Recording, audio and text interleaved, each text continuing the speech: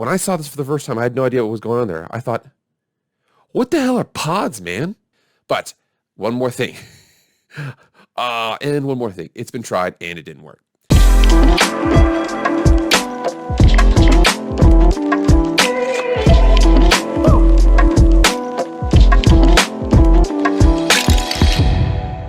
What the heck is going on, everybody? It is Jake with Master Football back at it again. Happy Friday. Thank you so much for being here, baby. Thursday Night Football last night. That's awesome, man. We're going. All right, if you've never been here before, this is Jake with Master Football. All things pro football, all things college football, all things video game football, anything related to American football, we discuss on this show. Please subscribe. Please like the channel. Please comment. Please share it with your friends. Anything like that that drives engagement, I really appreciate that. I don't even care if you talk trash, as long as you like it first, okay? But anyways, after all that, I appreciate you doing that for me. But let's get into the video. All right, before we get into what we're actually going to talk about, I want to talk about one last, I know I've said this like 4 times in a row, but I want to talk about one last thing, okay? Tom Brady is Tom Brady. Dude, first of all, last night the game, it was crazy. It just ended for me a couple minutes ago. I'm videotaping this the night before. But, Tom Brady is the GOAT, man. You do not give him any time on the clock. He's going to make you pay. Also, can we give Dak some help, man? I mean, this is Dak's team. It used to be the offensive line, used to be, Zeke Elliott's team, but this is Dak's team at this point, okay? He's the guy. He carries the team how it goes. Put the ball up in the coverage against CeeDee Lamb. CeeDee Lamb should have caught that one in kind of crunch time there. But anyways, crazy game. Love it. But let's get into some college football. Okay, I can't be the first person to say this, okay? Be honest in the comment section here. Okay, when I saw this for the first time, I had no idea what was going on there. I thought, what the hell are pods, man? Okay, so there's a big discussion about this. So the idea right now is that Texas and Oklahoma have entered into the SEC. The SEC is going from 14 teams to 16 teams. These conferences are huge. As of right now, if they were to do it the traditional way, they would split into 2 divisions. The first division would be an 8-team division, and the other division would be an 8-team division. You would play your division. More than likely, you'd have a 9-game schedule, 7 in conference, and 2 on the other side. You would play, that really eliminates those East-West games a lot, but it kind of keeps things simple. Now, there is a concept of what's called the PODS system. I want to show you an article really quickly that kind of articulates what the PODS system is and how it would kind of work. All right, here we are on bannersociety.com. Okay, this article was written August 15th of 2019. Every conference should replace divisions with PODS. This would mean playing every rival regularly and enjoying schedule parity, preserving top rivalries, and ensuring the best conference title game possible. So as an example, what would come down here? So it basically says, in a pod system, the SEC gets rid of East-West imbalance and maintains its most important rivalries.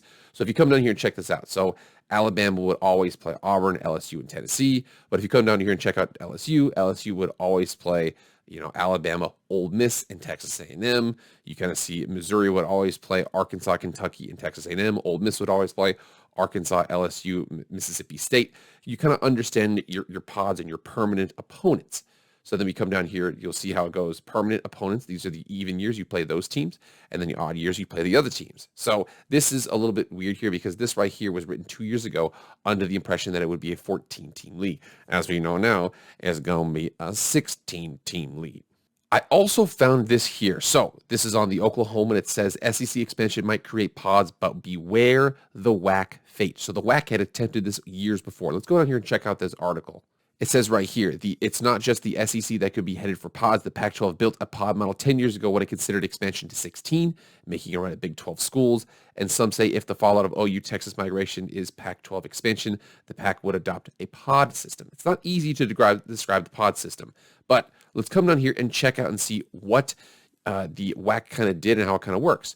14 pods are created for scheduling purposes. Each team plays its fellow pod member annually, which means 3 games. In the SEC model, each team would play 2 opponents annually from each of the other 3 pods. That's 6 games, making 9 total. The pods, in theory, rotate every 2 years, creating 18 divisions, whose winners would supply teams for a conference championship game. The pods have their advantages. So let's check and see out what they say here. They help retain natural rivalries. So those teams that automatically play each other every year would still maintain those rivalries. They would still have that option. You'll see a couple, it says right here, the only natural rivalries unspared in that model are Auburn, Georgia, Texas A&M. But again, you can kind of cut that up your own way. They help facilitate more familiarity throughout the conference. So it says right here, in a divisional format with a 9-game conference schedule, schools will play interdivision foes only twice every 8 years. In a pod format with 9-game conference schedule, schools play interdivisions foes twice every 4 years. It's a huge difference. So it kind of goes through a couple things right there. Now, I want to get down here. There's a couple other things too.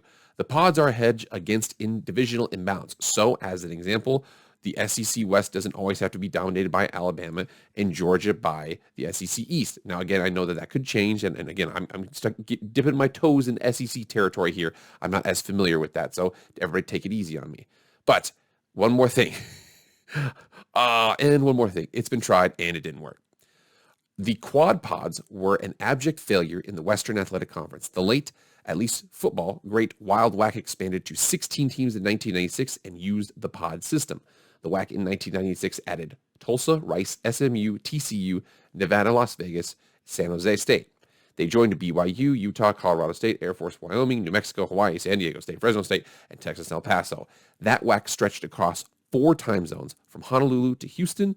Some pods fit great. Tulsa, TCU, SMU, and Rice were together. Hawaii, San Jose State, San Diego State, and Fresno State. BYU and Utah were grouped with New Mexico and UTEP, and Colorado, Air Force, and Wyoming were given UNLV. So it comes right here to Tom Brennan, the San Jose State athletic director. He basically said the idea of the quads was interesting. The intention was to keep rotating the quads, but you don't develop rivalries like you would with set divisions. So that's the kind of the trade-off here. It says the WAC thrived for some degree. In 96, BYU went 14-1, and then they were number 5 in the country. In 1998, the Utah made the Final Four. But a lot of those longtime WAC members weren't happy. In 1988, part of the WAC's spring meetings agenda was to set permanent divisions, but it was too late. BYU and Utah led a revolt. 8 schools departed the WAC in 1999 and formed the Mountain West Conference. It finally says here, the pod-quad system solves problems. It gets OU football to Tuscaloosa, Alabama once every 4 years instead of once every 8. It gets Georgia to Austin, Texas once every 4 years instead of once every 8. But it can be problematic. Just ask the WAC.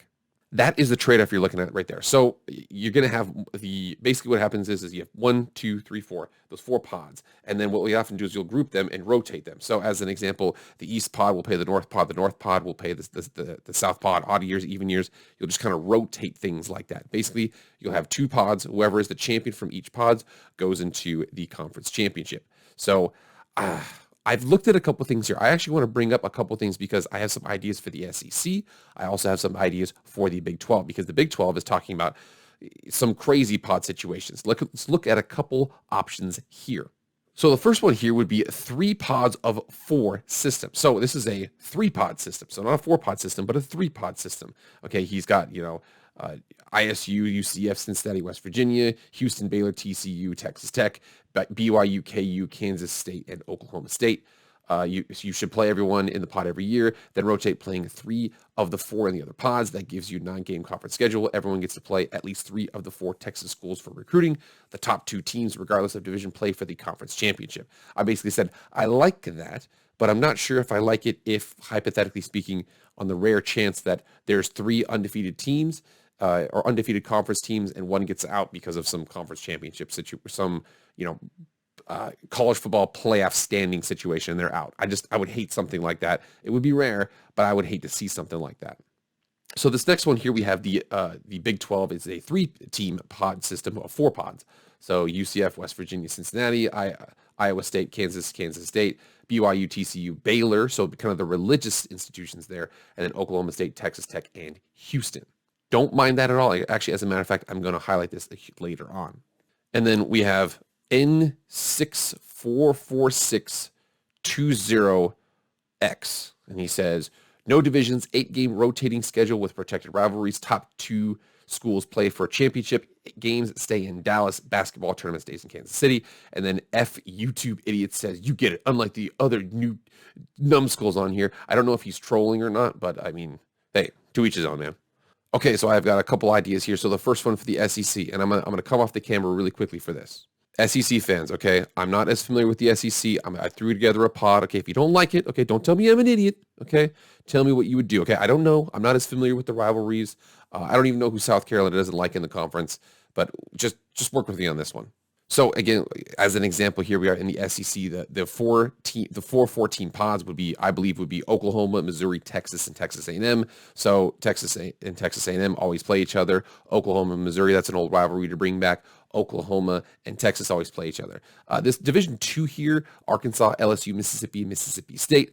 Division 3 would be Alabama, Auburn, Tennessee, and Vanderbilt. And then Division 4 would be Florida, Georgia, Kentucky, and South Carolina. I really feel bad for Kentucky here because I know that they've got some rivalries with Tennessee, that they would kind of be missing out on. But again, this would be rotating.